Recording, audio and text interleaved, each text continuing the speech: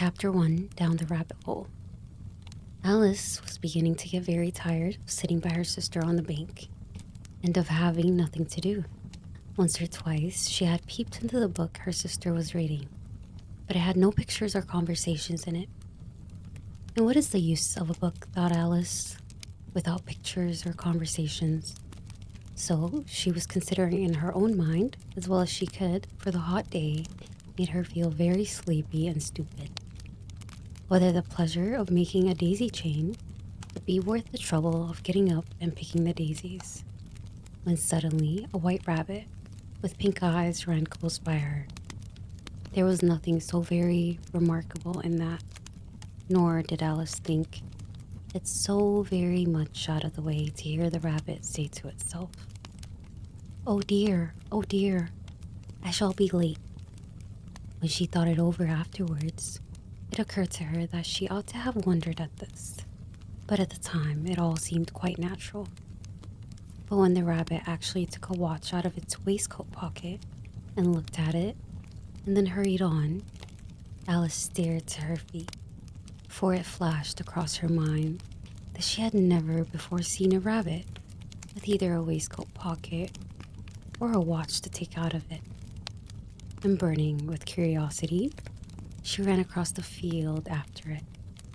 Unfortunately, it was just in time to see it pop down a large rabbit hole under the hedge. In another moment down went Alice after it, never once considering how in the world she was to get out again. The rabbit hole went straight on like a tunnel for some way and then dipped suddenly down. So suddenly that Alice not a moment to think about stopping herself before she found herself falling down a deep well.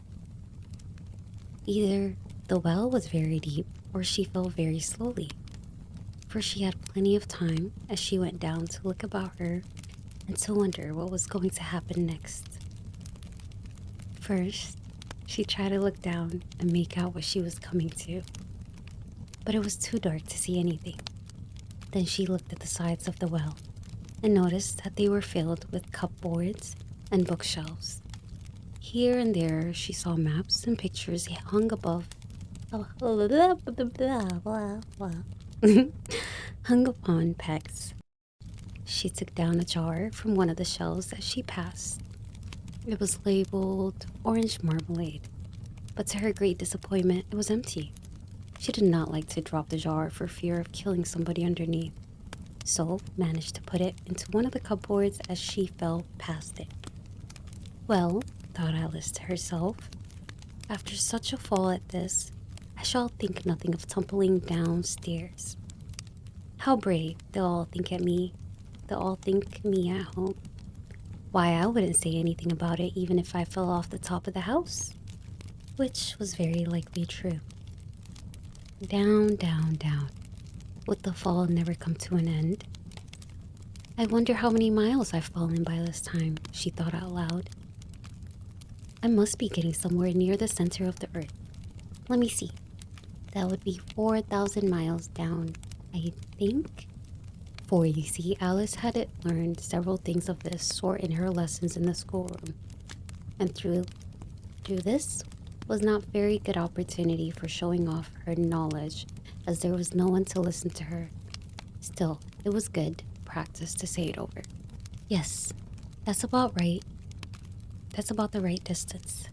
But then I wonder what latitude or longitude I've got to. Alice had no idea what latitude was or longitude either, but thought they were nice grand words to say. Presently, she began again. I wonder if I shall fall right through the earth. How funny it'll seem to come out among the people that walk with their heads downward. She was rather glad there was no one listening this time, as it didn't sound at all the right word. But I shall have to ask them what's the name of the country is, you know. Please, ma'am, is this New Zealand or Australia? And as she tried to courtesy as she spoke, fantasy courtesying as they're falling through the air, do you think you could manage it? And what about the ignorant little girl? She'll thank me for asking. No, It'll never do to ask. Perhaps I shall see it written upon somewhere. Down, down, down. There was nothing else to do. So Alice began talking again.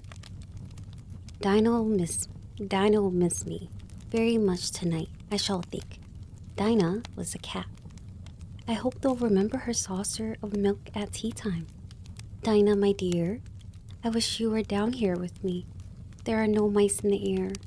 I'm afraid, but you might catch a bat, and that's a very like a mouse, you know. But do cats eat bats, I wonder?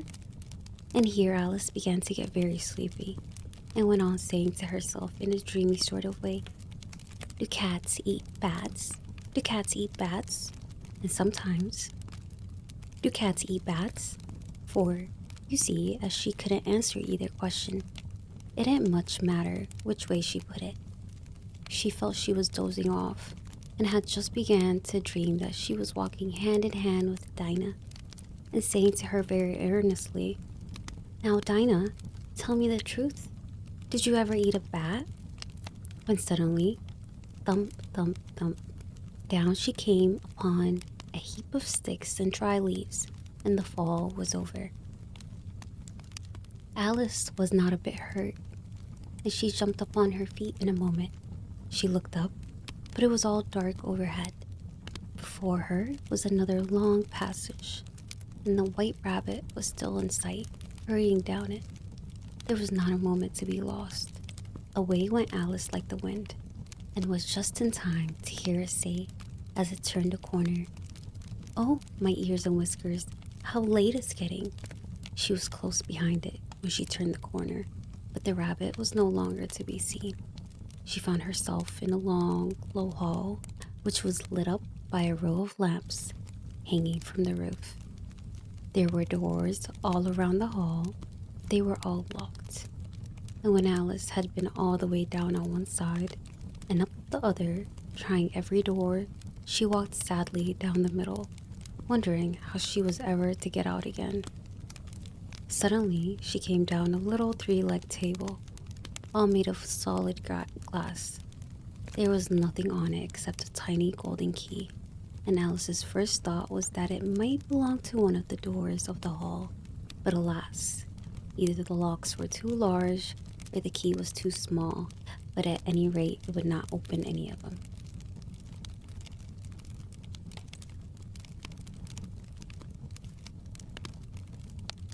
Use my... However, on the second time round, she came upon a low curtain she had not noticed before, and behind it was a little door about 15 inches high. She tried the little golden key in the lock, and to her great delight, it fitted. Alice opened the door and found that it led into a small passage, not much larger than a rat hole. She knelt down and looked along the passage into the loveliest garden you ever saw. How she longed to get out of the dark hall and wander about among those beds of bright flowers and those cool fountains. But she could not even get her head through the doorway. And even if my head would go through, thought poor Alice, it would be of very little use without my shoulders. Oh, how I wish I could shut up like a telescope. I think I could, if only I knew how to begin. For you see, so many out of the way things had happened lately that Alice had begun to think that very few things indeed were really impossible. There seemed to be no use in waiting by the little door, so she went back to the table, half hoping she might find another key on it, or at any rate, a book of rules for shutting people up like telescopes.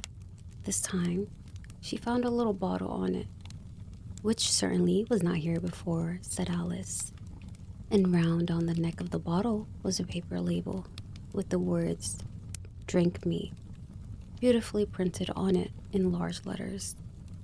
It was all very well to say, "Drink me," but the wise little Alice was not going to do that in a hurry. "No, I'll look first," she said, "and see whether it's marked poison or not." For she had read several nice little histories about children who had got burnt and eaten up by wild beasts and other unpleasant things, all because they would not remember the simple rules their friends had taught them, such as that a red hot poker will burn you if you held it too long, and that if you cut your finger very deeply with a knife, it usually bleeds. She had never forgotten that. If you drink much from a bottle marked poison, it is almost certain to disagree with you sooner or later. However, this bottle was not marked poison, so Alice ventured to taste it, and finding it very nice. It had in fact a sort of mixed flavor of cherry tart, custard, pineapple, roast turkey, toffee, and hot buttered toast. She very soon finished it off. What a curious feeling, said Alice. I must be shutting up like a telescope. And so it was indeed. She was now only 10 inches high, and her face brightened up at the thought that she was now the right size for going through the little door into that lovely garden. First, however, she waited for a few minutes to see if she was going to shrink any further. She felt a little nervous about this. For it might end, said Alice to herself. It might going out altogether like a candle. I wonder what I should be like then. She tried to fancy what the flame of a candle is like after the candle is blown out, for she could not remember ever having seen such a thing. After a while, finding that nothing more happened, she decided on going into the garden at once. But alas for poor Alice. When she got to the door, she found she had forgotten the little golden key. And when she went back up to the table for it, she found she could not possibly reach it. She could see it quite plainly through the glass, and she tried her best to climb up one of the legs of the table, but it was too slippery. And when she had tried herself out with trying, the poor little thing sat down and cried. Come, there's no use in crying like that, said Alice to herself rather sharply. I advise you to leave off this moment. She generally gave herself good advice, though very seldom followed it. And sometimes she scolded herself so severely as to bring tears into her eyes. And once she remembered trying to box her own ears for having cheated herself in a game of croquet, she was playing against herself, for this curious child was very fond of pretending to be two people. But it's no use now, thought poor Alice, to pretend to be two people. Why, there's hardly enough of me left to make one respectable person. Soon her eyes fell on a little glass box that was lying under the table. She opened it and found in it a very small cake in which the words read, "Eat me," were beautifully marked in currants. It's funny, I'm making up words right now. Well, I'll eat it, said Alice, and if it makes me grow larger, I can reach the key. And if it makes me grow smaller, I can creep under the door. So either way, I'll get into the garden, and I don't care what happens. She ate a little bit and said anxiously to herself, which way, holding her hand on the top of her head to feel which way it was growing. She was quite surprised to find that she remained the same size. To be sure, this generally happens when one eats a cake. But Alice had got so much into the way of expecting nothing but out of the way things to happen that it seemed quite dull and stupid for life to go in the common way. So she set to work and very soon finished off the cake. Chapter 2. The Pool of Tears. Curiosers and curiosers, cried Alice. She was so much surprised that for the moment she quite forgot how to speak good English. Now I'm opening out like the largest telescope that ever was. Goodbye, feet. For when she looked down at her own feet, they seemed to be almost out of sight. They were getting so far off. Oh, my poor little feet. I wonder who will put on your shoes and stockings for you now, dears. I'm sure I shan't be able. I shall be a great deal too far off to trouble myself about you. You must manage the best way you can. But I must be kind to them, thought Alice. Or perhaps they won't walk the way I want to go? Let me see. I'll give them a new pair of boots every Christmas. And she went on planning to herself how she would manage it. They must go by the carrier, she thought, and how funny it will seem sending presents to one's own feet, and how odd the directions will look. Alice's right foot. Oh dear, what nonsense am I talking?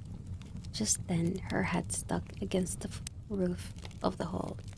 In fact, she was now more than 9 feet high, and she at once took up the little golden key and hurried off to the garden door. Poor Alice. It was as much as she could do, lying down on one side, to look through into the garden with one eye. But to get through was more hopeless than ever. She sat down and began to cry again. You ought to be ashamed of yourself, said Alice. A great girl like you, she might well say this, to go on crying in this way. Stop this moment, I tell you.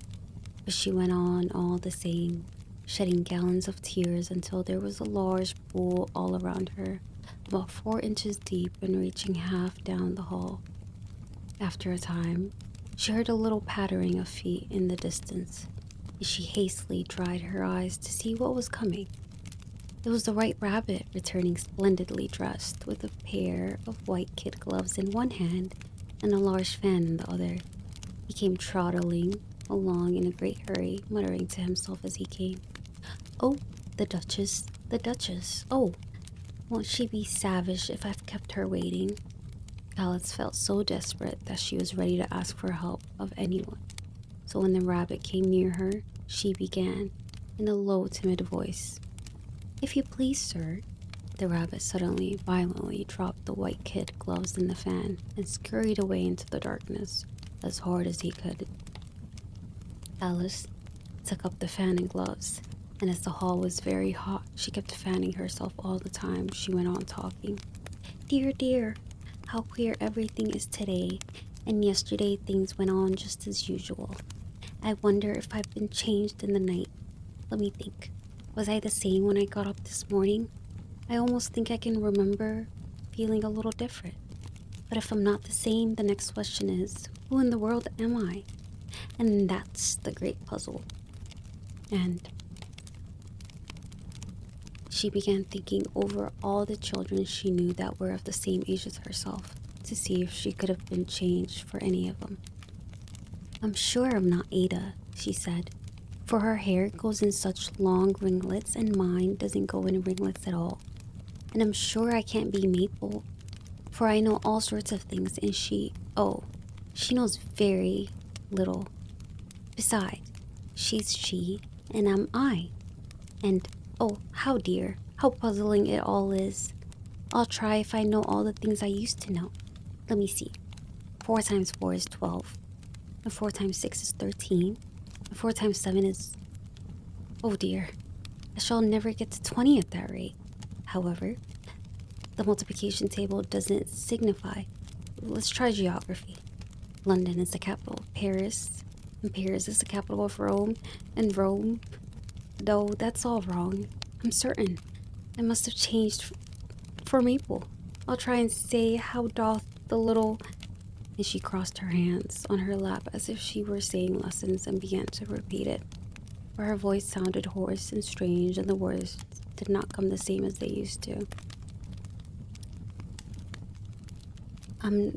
How doth the little crocodile improve his shining tail and pour the waters of the Nile on every golden scale? How cheerfully he seems to grin, how neatly spread his claws, and welcome little fishies with gently smiling jaws. I'm sure those were the not...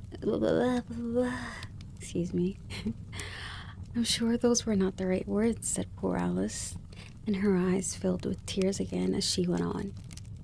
I must be Maple after all, and I shall have to go and live in that pooky little house and have next to no toys to play with. Oh, ever so many lessons to learn. No, I've made up my mind about it. If I'm Maple, I'll stay down here. It'll be no use. There putting their heads down and saying, "Come up again, dear." I shall only look up and say, "Who am I then? Tell me that first, and then if I like being that person, I'll come up. If not, I'll stay down here till I'm somebody else." "But oh dear," cried Alice with a sudden burst of tears. "I do wish they would put their heads down. I am so very tired of being all alone here." As she said this, she looked down at her hands and was surprised to see that she had put on one of the rabbit's little white kid's gloves while she was talking. "How can I have done that?" she thought. "I must be growing small again." She got up and went to the table to measure it by it and found that as nearly as she could guess, she was now about 2 feet high and was going on shrinking rapidly. She soon found out that the cause of this was the fan she was holding, and she dropped it hastily, just in time to avoid shrinking away altogether. "That was a narrow escape," said Alex, a good deal frightened at the sudden change, but very glad to find herself in existence. "And now for the garden." She ran with all speed back to the little door, but alas, the little door was shut again, and the little golden key was lying on the glass table as before. "And things are worse than ever," thought the poor child, "for I never was so small as this before, never. And I declare it's too bad that it is." As she said these words, her foot slipped, and in another moment, splash, she was up to her chin in salt water. Her first idea was that she had somehow fallen into the sea, and in that case, I can go back by railway, she said to herself. Alice had been going to the seaside once in her life and had come to the general conclusion that wherever you go on the East Coast, you find a number of bathing machines in the sea, some children digging in the sand with wooden spades, then a row of lodging houses, and behind them a railway station. However, she soon made out that she was in the pool of tears which she had wept when she was 9 feet high. "I wish I hadn't cried so much," said Alice, as she swam about trying to find her way out. "I shall be punished for it now, I suppose, by being drowned in my own tears. That will be a queer thing, to be sure. However, everything's queer today." Just then she heard something splashing about in the pool, a little way off. She swam nearer to make out what it was. At first, she thought it might be a walrus or a hippopotamus, and then she remembered how small she was now, and she soon made out that it was only a mouse that had slipped in like herself. Would it be of any use now, thought Alice, to speak to this mouse? Everything is so out of the way down here that I should think very likely it can talk. At any rate, there's no harm in trying. So she began. "Oh, mouse, do you know the way out of this hole? I am very tired of swimming here. Oh, mouse." Alice thought this might be the right way of speaking to a mouse. She had never done such a thing before. She remembered having seen in her brother's Latin grammar, "A mouse, of a mouse, to a mouse, oh mouse." The mouse looked at her rather inquisitively and seemed to her to wink with one of its little eyes, but it said nothing. "Perhaps it doesn't understand English," thought Alice. "I dare say it's a French mouse, come over with William the Conqueror." For with all her knowledge of history, Alice had no very clear notion how long ago anything had happened. So she began again. "Well, she speaks French here and I don't know French," which was the very first sentence in her French book. The mouse gave a sudden leap out of the water and seemed to quiver all over with fright. "Oh, I beg your pardon," cried Alice hastily, afraid that she had hurt the poor animal's feelings. "I quite forgot you didn't like cats." "Not like cats," cried the mouse in a shrill, passionate voice. "Would you like cats if you were me?" "Well, perhaps not," said Alice in a soothing tone. "Don't be angry about it. And yet I wish I could show you our cat, Dinah. I think you'd take a fancy to cats if you could only see her. She is such a dear, quiet thing," Alice went on, half to herself as she swam lazily about in the pool. And she sits purring so nicely by the fire, licking her paws and washing her face.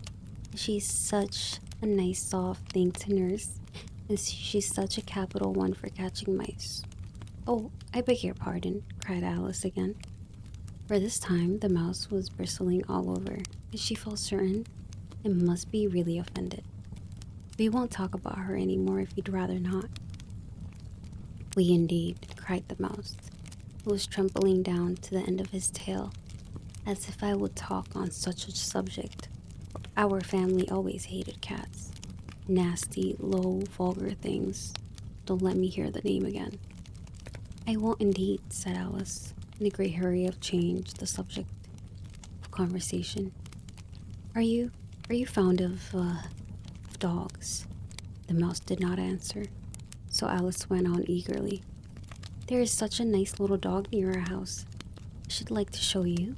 A little bright-eyed terrier, with, such long curly brown hair, and it'll fetch things when you throw them, and it'll sit up and beg for its dinner and all sorts of things. I can't remember half of them. And it belongs to a farmer, and he says it's so useful. It's worth £100. He says it kills all the rats, and, oh dear, cried Alice in a sorrowful tone. I'm afraid I've offended it again. For the mouse was swimming away from her as hard as it could go, and making quite a commotion in the pool as they went in. So she called softly after it, Mouse dear, come back again. And we won't talk about cats or dogs either, if you don't like them. When the mouse heard this, it turned around and swam slowly back to her. Its face was quite pale, with passion, Alice thought, and it said in a low, trembling voice, Let's get to the shore, and then I'll tell you my history. And you'll understand why I hate cats and dogs. It was high time to go, for the pool was getting quite crowded with the birds and animals that had fallen into it. There was a duck and a dodo, a lory and an eaglet, and several other curious creatures. Alice led the way, and the whole party swam to the shore. Chapter 3. A cactus raised in a long tail. They were indeed a queer-looking party that assembled on the bank. The birds were draggled feathers, the animals with their fur clinging close to them, and all dripping wet, cross, and uncomfortable. The first question, of course, was how to get dry again. They had a consultation about this, and after a few minutes, it seemed quite natural to Alice to find herself talking familiarly with them as if she had known them all her life. Indeed, she had quite a long argument with the lory, who at last turned sulky and would only say, I'm older than you, and you must know better. And this Alice would not allow without knowing how old it was. And as the lory positively refused to tell its age, there was no more to be said. At last, the mouse, who seemed to be a person of authority among them, called out, Sit down, all of you, and listen to me. I'll make you dry enough. They all sat down at once in a large ring with the mouse in the middle. Alice kept her eyes anxiously on it, for she felt sure she would catch a bad cold if she did not get dry very soon. Ahem, said the mouse with an important air. Are you all ready? This is the driest thing I know.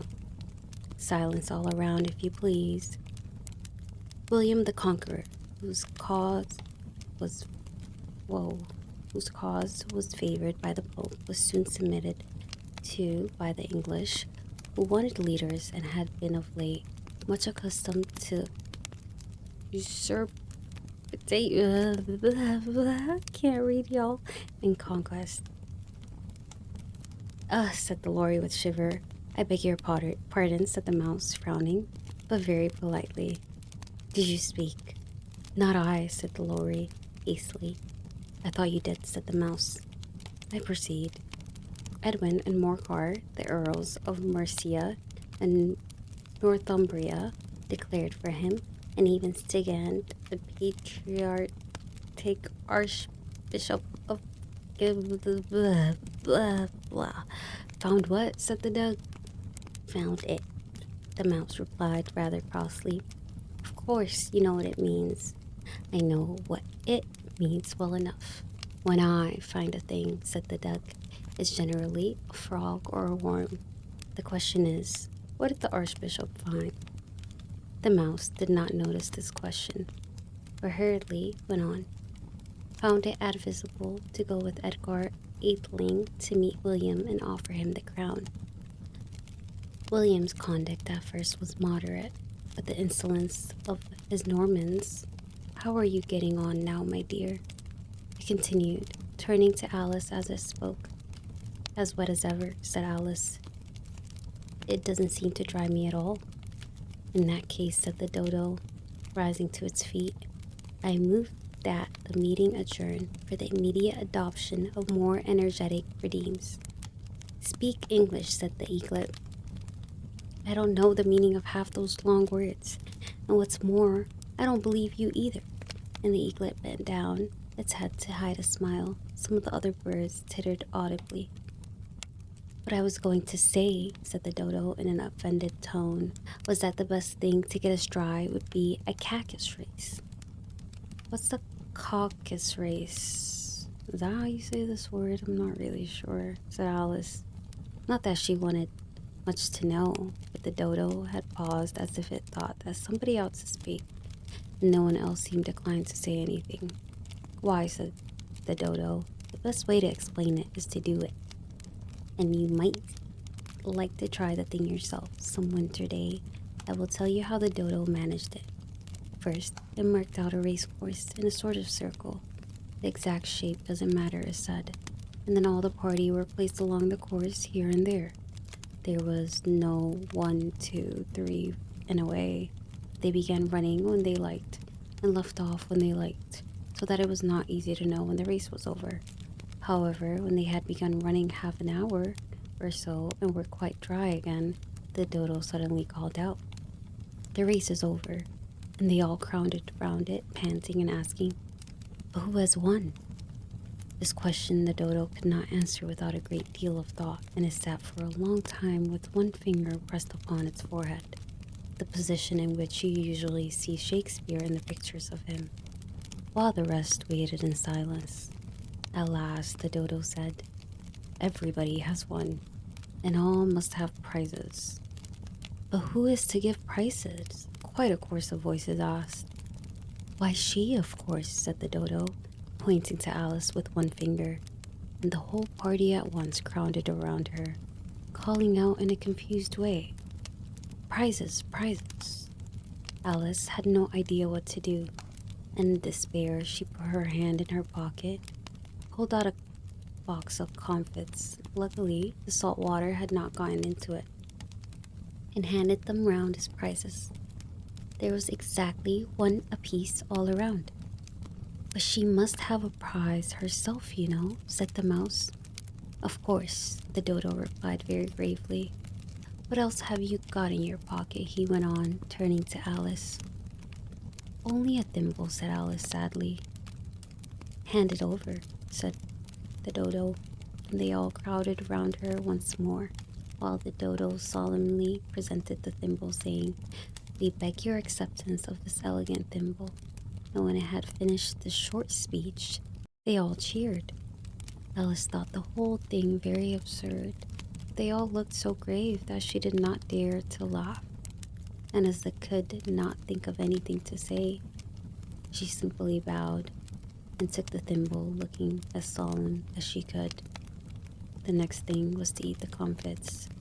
This caused some noise and confusion, as the large birds complained that they could not taste theirs, and the small ones choked and had to be patted on the back. However, it was over at last, and they sat down in a ring and begged the mouse to tell them something more. You promised to tell me your history, you know, said Alice. And why is it you hate C&D? She added in a whisper, half afraid that it would be offended again. Mine is a long and sad tale, said the mouse, turning to Alice and sighing. It is a long tale, certainly, said Alice, looking down with wonder at the mouse's tail. But why do you call it sad? And she kept on puzzling about it while the mouse was speaking, so that her idea of the tale was something like this. Furry said to a mouse that he met in the house, "Let us both go to law. I will prosecute you. Come, I'll take no denial. We must have a trial. For really, this morning, I've nothing to do," said the mouse to the cur. "Such a trial, dear sir, with no jury or judge, would be wasting our breath." "I'll be judge, I'll be jury," said cunning old furry. "I'll try the whole cause and condemn you to death." "You are not attending," said the mouse to Alice severely. "What are you thinking of?" "I beg your pardon," said Alice very humbly. "You've got to the fifth bend, I think." "I had not," cried Mouse, sharply and very angrily.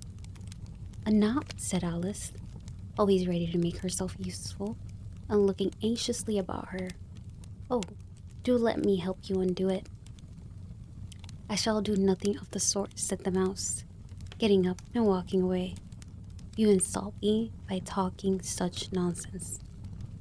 "I didn't mean it," pleaded poor Alice. "But you're so easily offended, you know." The mouse only growled in reply. "Please come back and finish your story," Alice called after it, and the others all joined in chorus. "Yes, please do." The mouse only shook its head impatiently and walked a little quicker. What a pity it wouldn't stay, sighed the lorry, as soon as it was quite out of sight, and an old crab took the opportunity of saying to her daughter, "Ah, my dear, let this be a lesson to you never to lose your temper." "Hold your tongue, Ma," said the young crab. "You're enough to try the patience of an oyster." "I wish I had our Dinah. I know I do," said Alice aloud, addressing nobody in particular. She'd soon fetch it back. "And who is Dinah, if I might venture to ask the question?" said the lorry. Alice replied eagerly, for she was always ready to talk about her pet. "Dinah's our cat, and she's such a capital one for catching mice you can't think. And oh, I wish you could see her after the birds. Why, she'll eat a little bird as soon as she looks at it." This speech caused a remarkable sensation among the party. Some of the birds hurried off at once. One old magpie began wrapping itself up very carefully, remarking, "I really must be going home. The night air doesn't suit my throat. Come away, my dears. It's high time you were all in bed." On various pretexts, they all moved off, and Alice was soon left alone. "I wish I hadn't mentioned Dinah," she said to herself. "Nobody seems to like her down here, and I'm sure she's the best cat in the world. Oh, my dear Dinah, I wonder if I shall ever see you anymore." And here Alice began to cry again, for she felt very lonely and low-spirited. In a little while, however, she again heard a little pattering of footsteps in the distance, and she looked up eagerly, half hoping that the mouse had changed his mind and was coming back to finish the story. Chapter 4. The Rabbit Sends in a Little Bill. It was the White Rabbit, trotting slowly back again and looking anxiously about it as it went, as if it had lost something, and she heard it muttering to itself, the Duchess, oh my dear paws, oh my fur and whiskers, she'll get me executed. As sure ferrets are ferrets, where can I have dropped them, I wonder?"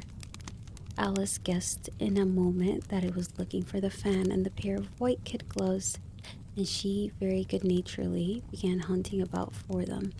But they were nowhere to be seen. Everything seemed to have changed since her swim in the pool, and the great hall with the glass table and the little door had vanished completely.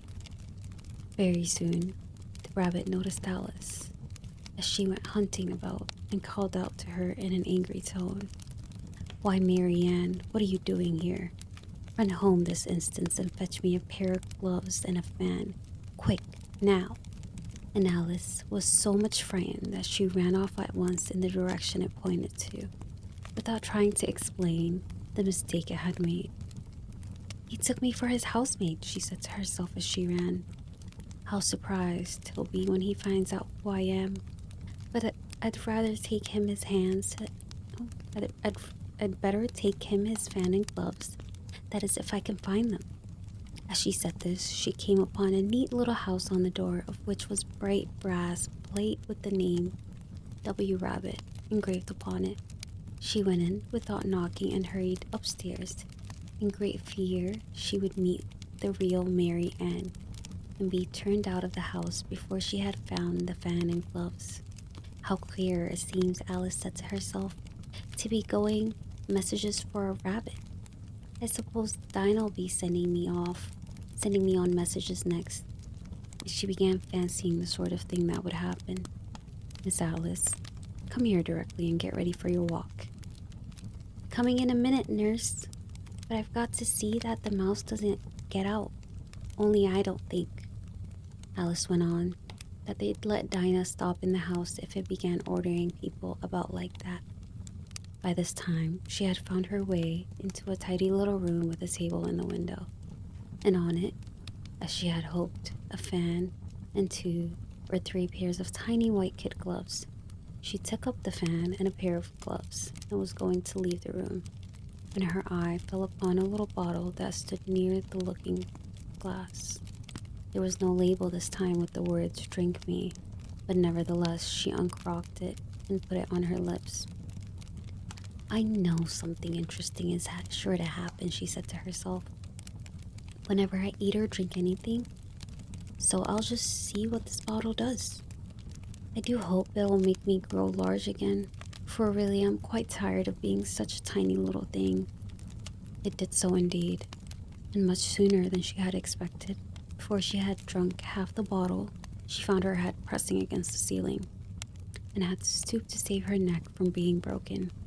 She hastily put down the bottle, saying to herself, that's quite enough. I hope I shan't grow any more. As it is, I can't get out the door. I do wish I hadn't drunk quite so much. Alas, it was too late to wish that. She went on growing and growing, and very soon had to kneel down on the floor. In another minute, there was not even room for this, and she tried the effect of lying down with one elbow against the door and the other arm curled around her head. Still, she went on growing, and as a last resort, she put one arm out of the window and one foot up the chimney and said to herself, now I can do no more. Whatever happens, what will become of me? Luckily for Alice, the little magic bottle had now had its full effect, and she grew no larger. Still, it was very uncomfortable, and as there seemed to be no sort of chance of her ever getting out of the room again, no wonder she felt unhappy. It was much pleasanter and pleasant at home. It was much more pleasant at home. I'm gonna assume that's what it said. Thought poor Alice. When one wasn't always growing larger and smaller and being ordered about by mice and rabbits. I almost wish I hadn't gone down the rabbit hole. And yet it's rather curious, this sort of life. I do wonder what can have happened to me.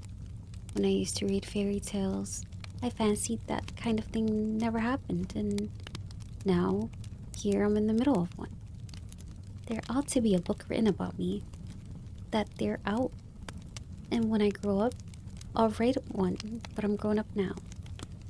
She added in a sorrowful tone. At least there's no room to grow up anymore here. But then, thought Alice, shall I never get any older than I am now? That'll be comfortable one way. Never to be an old woman, but then always to have lessons to learn. Oh, I shouldn't like that.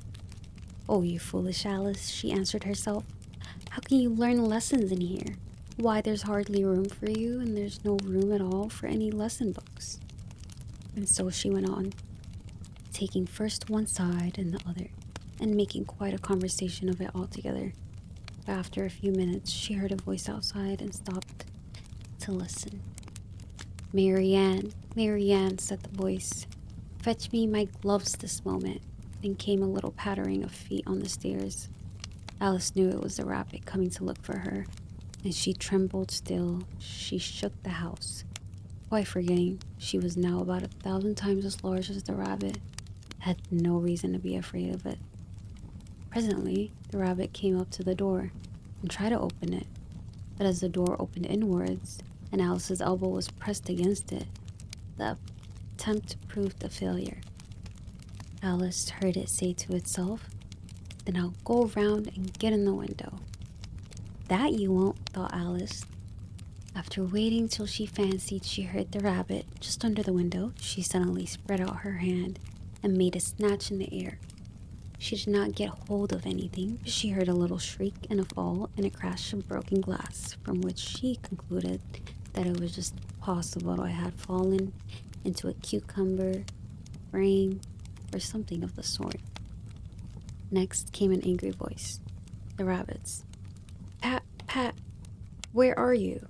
And then a voice she had never heard before. "Sure then, I'm here, digging for apples, your honor." "Digging for apples indeed," said the rabbit angrily. "Here, come and help me out of this." Sounds of more broken glass. "Now tell me, Pat, what's that in the window?" "Sure, it's an arm, your honor," he pronounced. "It arm? An arm, you goose. Whoever saw one of that size? Why, it fills the whole window." "Sure it does, your honor, but it's an arm for all that." "Well, it's got no business here at any rate. Go and take it away." There was a long silence after this, and Alice could only hear whispers now and then, such as, "Sure I don't like it, your honor, at all, at all. Do as I tell you, you coward." And at last she spread out her hand again and made another snatch in the air. This time there was 2 little shrieks and more sounds of broken glass. What a number of cucumber frames there must be, thought Alice. I wonder what they'll do next. As for pulling me out of the window, I only wish they could. I'm sure I don't want to stay in here any longer. She waited for some time without hearing anything more. At last came a rumbling of little cartwheels and the sound of a good many voices, all talking together. She made out the words. "Where's the other ladder? Why, I hadn't to bring but one. Bill's got the other. Bill, fetch it here, lad. Here, put 'em up this corner. No, tie 'em up together first. They don't reach high enough yet. Oh, they'll do well enough. Don't be practical. Here, Bill, catch hold of this rope. Will the roof bear? Mind that loose slate. Oh, it's coming down. Head's below. Now, who did that? It was Bill, I fancy. Who's to go down the chimney? Nay, I shan't. You do it." "That I won't, then. Bill's to go down. Here, Bill. The master says you're to go down the chimney." "Oh, so Bill's got to come down the chimney, has he?" said Alice to herself. "Shy. They seem to put everything upon Bill. I wouldn't be in Bill's place for a good deal. This fireplace is narrow, to be sure, but I think I can kick it a little." She drew her foot as far as down the chimney as she could, and waited till she heard a little animal. She couldn't guess of what sort it was, scratching, scrambling about in the chimney close above her, then saying to herself, "This is Bill." She gave one sharp kick and waited to see what would happen next. The first thing she heard was a general chorus of, "There goes Bill." Then the rabbit's voice along, "Catch him. You, by the hedge." Then in silence, and then another confusion of voices, "Hold up his head, Brandy, now. Don't choke him. How was it, old fella? What happened to you? Tell us all about it." Last came a little feeble, squeaking voice. "That's Bill," thought Alice. "Well, I hardly know. No more, think ye. I'm better now, but I'm a deal too flustered to tell you. All I know is something comes at me like a jack in the box, and up I go like a skyrocket. So you did, old fellow, said the others. We must burn the house down, said the rabbit's voice. And Alice called out as loud as she could, If you do, I'll set Dinah at you. There was dead silence instantly, and Alice thought to herself, I wonder what they'll do next. If they had any sense, they'd take the roof off. After a minute or two, they began moving about again, and Alex heard the rabbit say, A barrelful will do. Wait, a barrelful will do. A barrelful of what? Thought Alice. She had not long to doubt, for the next moment a shower of little pebbles came rattling in at the window, and some of them had hit her in the face. I'll put a stop to this, she said to herself, and shouted, You'd better not do that again, which produced another dead silence. Alice noticed with some surprise that the that the pebbles, wait, were all turning into little cakes as they lay on the floor, and a bright idea came into her head. If I eat one of these cakes, she thought, it's sure to make some change in my size. And as it can't possibly make me larger, it must make me smaller, I suppose. So, she swallowed one of the cakes and was delighted to find that she began shrinking directly. As soon as she was small enough to get through the door, she ran out of the house and found quite a large crowd of little animals and birds waiting outside. The poor little lizard Bill was in the middle, being held up by 2 guinea pigs, who were giving it something out of a bottle. They all made a rush at Alice the moment she appeared, but she ran off as hard as she could, and soon after found herself safe in a thick wood. The first thing I've got to do, said Alice to herself, as she wandered about in the woods, is to grow my right size again. And the second is to find my way into the lovely garden. I think that will be the best plan. It sounded an excellent plan, no doubt, and very neatly and simply arranged. The only difficulty was that she had not the smallest idea how to set about it. And while she was peering about anxiously among the trees, a little sharp bark just over her head made her look up in great hurry. An enormous puppy was looking down at her with large round eyes, and feebly stretching out one paw trying to touch her. Poor little thing, said Alex. And she tried hard to whistle to it, but she was terribly frightened all the time at the thought that it might be hungry, in which case it would be very likely to eat her up in spite of all her coaxing. Hardly knowing what she did, she picked up a little bit of the stick and held it out to the puppy, whereupon the puppy jumped into the air off all of its feet at once with a yelp of delight and rushed at the stick and made believe to worry about it.